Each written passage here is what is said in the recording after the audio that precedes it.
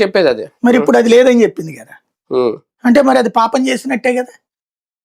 ప్రజలందరూ మనోభావం దెబ్బతిన్నదైతే జంతు కొవ్వు ఆయిల్కి సంబంధించి ఇది మనోభావం దెబ్బతింటది వాళ్ళది.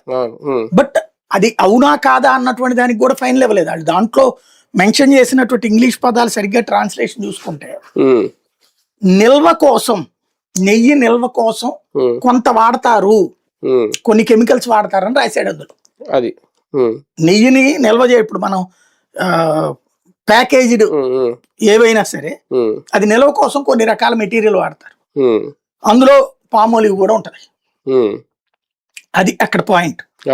డీటెయిల్డ్ గా చదువుతా అంటే ఎవరికి కావాల్సినంత వరకు అడుగు కట్ చేసుకుంటున్నాడు బేసిక్ గా. ఇందులో ఒకటి సింపుల్ గా ఈజీగా అర్థమయ్యే భాషలో చెప్పాలంటే, ప్రతి దేవస్థానానికి సంబంధించినటువంటి ఆ నెయ్యి సరఫరాల్లో తినగలిగేది ఒక్కడే ఒకడు, ఆ శాఖ ఉద్యోగి. ఆ శాఖ ఉద్యోగికి ఇంతని మామూలు ఇచ్చేస్తారు.